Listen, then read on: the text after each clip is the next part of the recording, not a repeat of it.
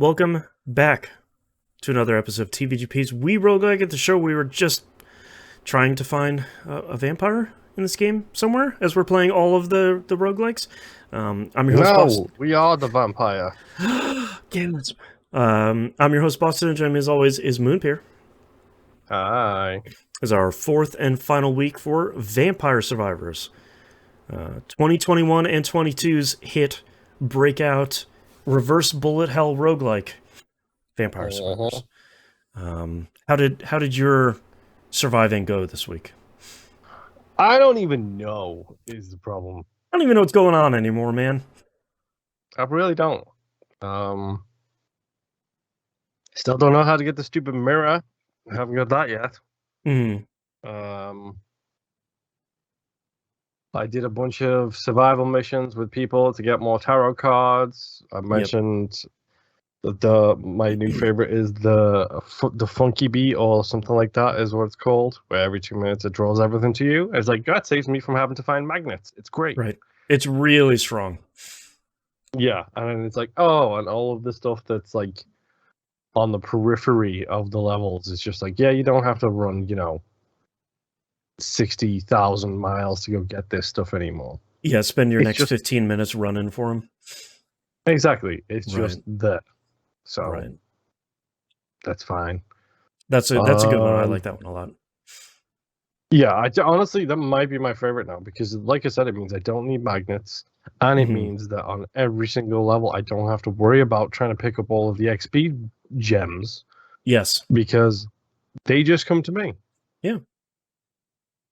The convenience of that arcana. Yeah. It's so cool. Let's see. I unlocked a bunch of characters. I couldn't tell you who because it's just like, oh, you unlock this, you unlock that. It's a dog. It's a wheel of cheese. It's a panda. It's a question mark. It's just like, what is happening? What's going on? Yep. So the only thing I'm really working on right now is that stupid mirror. Like, I don't. Oh. Which one's that? I don't know. Gracia's mirror. It's one of the challenges I don't have. Oh. I'll explain this one because this one took me a really long time to figure out, and I couldn't, so I had to Google it. When you went to that level that showed up at some point where you got the question of was the game too hard or too easy, it unlocked an extra mode. You need to play a run with that mode enabled. Once you complete that run, that level will show back up and you can get the other item. Okay. Yeah, I was just like, if you gave me the choice, how am I supposed to get both of these? And that's how you want to go do it. Okay. That makes a bit more sense at least. Yeah. It's not very, because like the one that I got was the inverse one where it just flips the level upside down. I'm like, well, I don't need to do that. It's not going to do anything except for, I think, makes the enemies harder. And I was like, well, that's not what I'm looking for in Vampire Survivors, so I'm not going to do that, and that was my mistake. Okay. Yeah. Note to self. Yeah. I finished everything except for a couple of things in the secrets to spellbook. Calling me completely unsurprised. Yeah, it's funny because every time I went in that unlocks menu, I kept thinking the Binding of Isaac needs this. Like if there's any game that really needs this, it's just a checklist of like, hey, you want to unlock these things, you still have X, Y, and Z to do. Even if you can look through all 400 post-it notes or whatever, sometimes it's really hard to say like, well, I have a heart with a red border? What does that even mean? I don't even remember. It would be really great if more games had this of like, beat this as this character, survive X number of minutes with this character. I think that is, for me, that's been a huge thing where it's just like, all right, I'm just checking off all this fun, cool stuff on this checklist. The final weapon that you unlock is bonkers bananas in a way that also slows the game down to an incredible degree. Okay. The last weapon is fireworks, which gets bigger and dumber and more explosive and more screen slow downy the more you upgrade it. And Is that the unlockable for the final fireworks? Is that like getting it fully maxed out? yeah, you unlock it and then you pick it up and you unlock max it out to like level 12 or something. Like it's pretty high up there. But by the end of the game you're level 150, 170 or whatever, so it's pretty easy. The only one I had a little bit of trouble with was killing.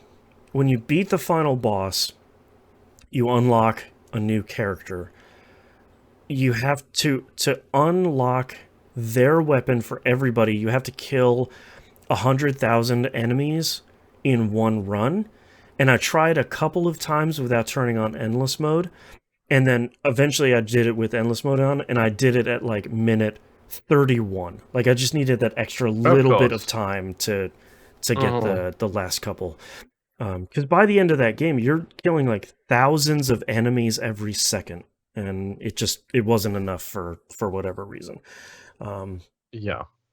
But yeah, at time of recording, of 142 of the 142 achievements, and would be really great if this could come to PlayStation platforms as well, because I will do it all again pretty happily.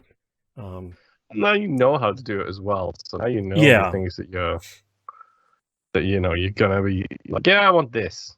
Yeah, I'm gonna get Poe super early and then just coast. I also have to think, looking at the credits of this game, there's like 4 people working on this game total. I know it's a small team, but I have to assume they'll be bringing this to Switch at some point. It seems like an absolute, knock out of the park sort of thing of, hey, here's this thing that's a hit on Steam Deck, so go play this on your Switch too. 100%. Yeah. I think this is one of the few games we've talked about on the show that I don't really have anything negative to say about it. Vampire Survivors is exactly as good as people were saying it was when it was in early access, and it's really good. And to top it all off, to be honest, there isn't really anything that I would say that I would not recommend people playing this. Yeah, and if you don't like roguelikes, try it. Yeah, it might be the game that helps you understand that kind of that flow, because I know a lot of people have trouble with losing being an inherent part of roguelikes, and I think the great part about Vampire Survivors is pretty quickly you are going to get to a point where you really aren't going to lose. So the only time that you end a run is because you hit 30 minutes and the run is done. You haven't lost, you're just the level is complete, which I think helps the people a lot. So yeah, it's shockingly addictive as well, or addicting. Yeah, I should say. Yeah, it's really. I really like that they have a random character in there, because I feel like that could be the thing where I'm coming back to this game and be like, I got a little bit of time. I don't really want to play anything. I could play something. I'll play a little Vampire Survivors, and I'll just pick a random. We'll see what we do. I think that's pretty appealing. Yeah. So right now you're basically just hoping for this on more platforms, is what I'm hearing. I would like it to be on PS4 and PS5, just so I could play it again. You want the platinum with trophies? Yeah, I would love to say like, I got a platinum in Vampire Survivors. I have a problem. Vampire Survivors is great. It's also funny because like I don't know what else to say about this game at this point other than you need to go play it, especially if you're listening to this show, and it's on Game Pass on Xbox and PC. So it only costs your time, and not that much at the end of the day. And it's also going to be left to the scientists to decide. We'll say, right. They have an unenviable job. Yeah, because I mean, to be honest, like I made a lot of progress this week, but it was mostly just like, yeah, I did. I unlocked a bracelet, whatever the hell that does. I unlocked this other thing, Yeah, whatever the hell bracelet's that cool. does. Yep. I oh Yeah. It's really great. And I think that we were talking about this on TVGP today, episode 789, that I'm excited about the prospect of Vampire Survivor likes being a subgenre. Like, I'm hoping that it seems like a lot of them are kind of the ones that came out immediately were a lot of like, oh, they're Contra characters, wink. And it's like, I don't, that's not the appeal of Vampire Survivors. But hopefully we start seeing some games that are of kind of a good quality here that do the same thing, because I think that could be a pretty appealing little subgenre by itself. So yeah, we're not doing an entire new show, Boston. well, okay. Just cross out our post meeting notes here. Yeah, we love reverse another bullet one hells. comes out and is worth this, Yeah, we'll cover it on this show. That is it. Okay, fair enough. I wasn't gonna bring it up. Don't. For anyone that doesn't realize I'm joking, no, we don't. We are, as we've said before, we are at the red line for production now. We cannot fit any more shows into our schedules. So sadly, we love reverse bullet hells. We'll have to wait for another year. Or you can support us patreon.com/UNM1. I think that's all I got for Vampire Survivors. Just go play it. You could be playing it right now. Yeah, pretty much. Yeah. Like, you should totally go play it. Like, it's that simple. Yeah. Oh, I forgot. We forgot to pick our next game. Are we still going to do the same next game that we were going to do before? Yes. Okay. Our next game is going to be Slay the Spire. We're going to move from one critically beloved game to a game that I think Moon and I have been concerned about becoming a problem because of our shared predilection toward card games and roguelikes. So I know shockingly little about Slay the Spire, but I'm kind of excited / worried to start it. Worried-sighted, maybe is the word. Same. Yeah, I don't know. So we'll do that here in a couple weeks. But the scientists, of course, will take over figuring out where to put this in the giant list. Get it judged. That'll be coming up next week.